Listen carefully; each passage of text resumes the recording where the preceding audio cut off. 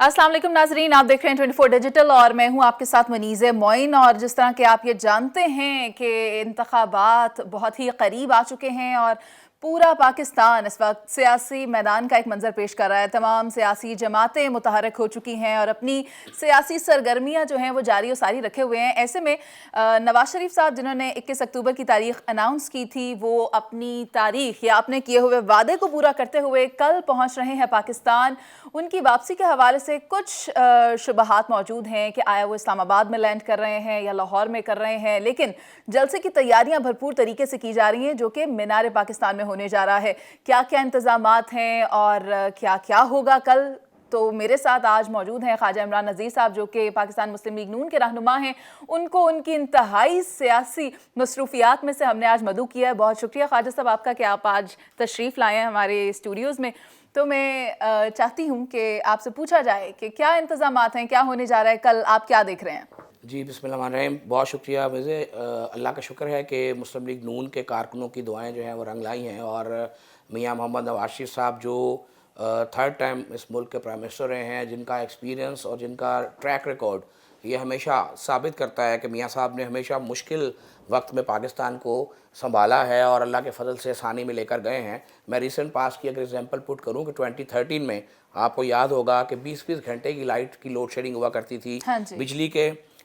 जाने का सच्ची बात है वक्त होता था, आने का कोई वक्त नहीं होता था और लोग सोचा करते थे कि यार कैसे ये इसमें इतना बड़ा क्राइसिस आ गया, ये कैसे रिजॉल्व होगा। तो 2.5-3 साल के अरसे में 12,000 मेगावाट बिजली पैदा करके मियां मोहम्मद नवाज शरीफ साहब ने अपनी वज़ारत उज़्मा के दौर में लोड शेडिंग का मुकम्मल खात्मा करके अल्लाह के फजल से दिखाया था। और उस वक्त की दहशतगर्दी भी आपको याद है कि बदतरीन दहशतगर्दी का दौर था, जब हमारे दोस्त भाई बेटे जब घर से बाहर जाते थे तो हमारी माएँ बहनें बेटियाँ जाई नमाज़ों पे बैठ के दुआ करती थी कि या अल्लाह इतने बम धमाके हैं तो आज खैरियत से मेरा बेटा, मेरा वालिद, मेरा शौहर आज खैरियत से घर आ जाए। तो नेशनल इलेक्शन प्लान बनाकर अपनी लॉ इन्फोर्समेंट एजेंसियों के साथ मिलकर अल्लाह के फजल से एक कंसेंसस पूरे मुल्क में डेवलप करके उस वक्त के प्राइम मिनिस्टर मोहम्मद नवाज शरीफ साहब ने दहशतगर्दी का मर्दानावार मुकाबला किया था और अल्हम्दुलिल्लाह दहशतगर्दी जो है वो मिनिमाइज़ होकर रह गई थी। तो इसी तरह से हमारी होप्स हैं, हमारी उम्मीद है कि इंशाल्लाह अल्लाह के फजल करम से मियां मोहम्मद नवाज शरीफ साहब जो अब सिर्फ चंद घंटे बाकी हैं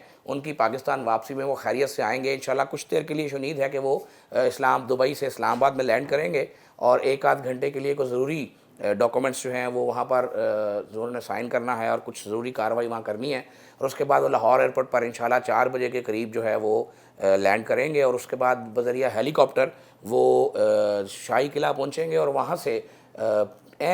मगरिब की नमाज के फ़ौरन बाद वो स्टेज पे इंशाल्लाह नमूदार होंगे और अल्लाह के फजल करम से वहाँ पर वो सिर्फ एक सिंगल तकरीर करेंगे। उसके अलावा किसी भी रहनुमा की कल कोई तकरीर नहीं होगी, सिर्फ मियां मोहम्मद नवाज शरीफ साहब बात करेंगे और पूरा मुकम्मल रोड मैप देंगे कि वो क्यों आए हैं इस मुल्क को, आखिर वो कैसे बहरान से निकालेंगे। वो सियासी तकरीर नहीं करेंगे, वो किसी को चोर नहीं कहेंगे, वो किसी को जो है वो इल्ज़ाम तराशी और बुहतान तराशी का शिकार नहीं करेंगे। कुछ तो आप कह रहे हैं। वो भाई मैं बात कर रहा हूँ ना, वो इंशाल्लाह ताला प्रैक्टिकल रोड मैप देंगे कि किस तरह से पाकिस्तान की जो महंगाई जो 2017 में 3% हुआ करती थी, जो 22-23% पे पहुंच गई, उसको वापस 2017 पर कैसे लेके जाना है। वो पाकिस्तान जो 2017 में नवाज शरीफ साहब से छीना गया था, जिसकी जीडीपी 6.1 हुआ करती थी, जिसमें डॉलर जो है वो 100 रुपये का था, जिसमें पेट्रोल 65 रुपये लीटर था, जिसमें आटा 37 रुपये किलो था, जिसमें रोटी 2 रुपये की मिला करती थी, उस पाकिस्तान को कैसे वापस लाना है और आज की बदहाली जो अवाम जो बदहाली का शिकार है इसको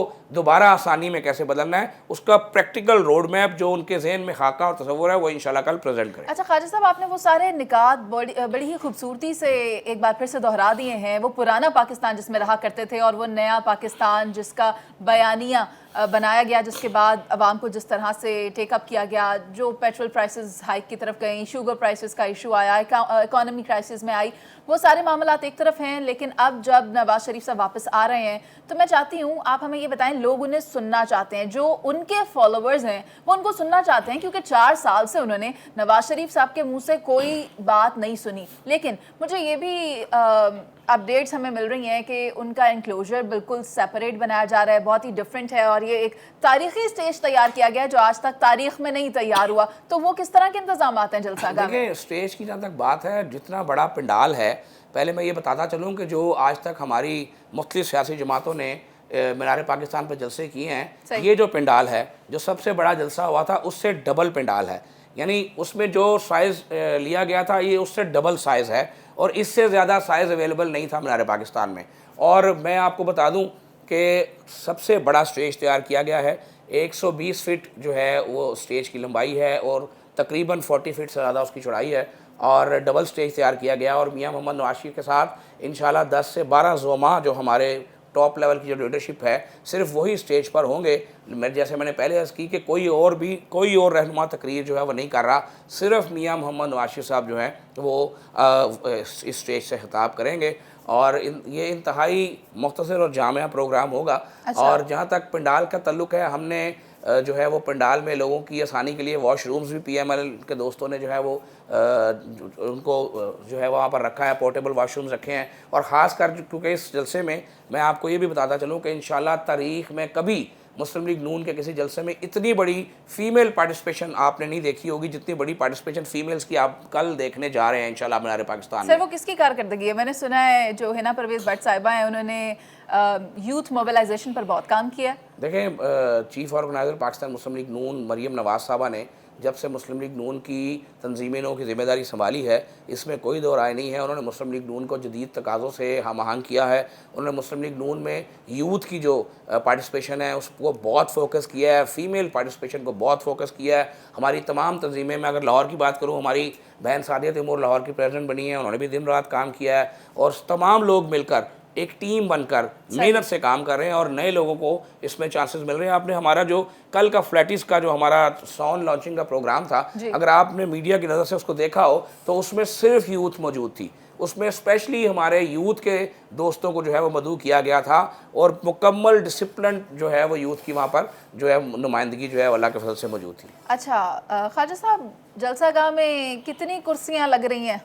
دیکھیں، کرسیوں کی جہاں تک بات ہے نا، اب میں نے جیسے آپ کو بتایا کہ یہ بات اب کرسیوں سے آگے چلی گئی ہے۔ آپ جلسہ گاہ کو، آپ کا نمائندہ آپ کو کیمرے کے ذریعے ضرور دکھائے گا اور بتائے گا کہ جو پنڈال ہم نے جلسہ گاہ کے لیے لیا ہے یہ ڈبل پنڈال ہے۔ آج تک کے تمام جلسوں سے کسی جلسے کے لیے آج تک اتنا بڑا پنڈال نہیں تھا جتنا بڑا ہم نے کیا ہے، اور ہمارا جلسہ جو ہے وہ، میں بڑے ادب سے، اللہ معاف کرے، کوئی تکبر نہیں کرتا، اللہ تعالیٰ سے ڈر کے کہتا ہوں کہ انشاءاللہ تعالیٰ ہماری توقعات یہ ہیں کہ راوی کے پل سے لے کے مال روڈ تک انشاءاللہ جلسہ گاہ ہی ہوگی۔ اچھا، اگر کنٹینر لگوا کر راستہ نہ بند کیا گیا تو پھر کتنے بندے اکٹھے ہو جائیں گے؟ دیکھیں، بندوں کی فگرز کی میں اگر بات کروں، کم از کم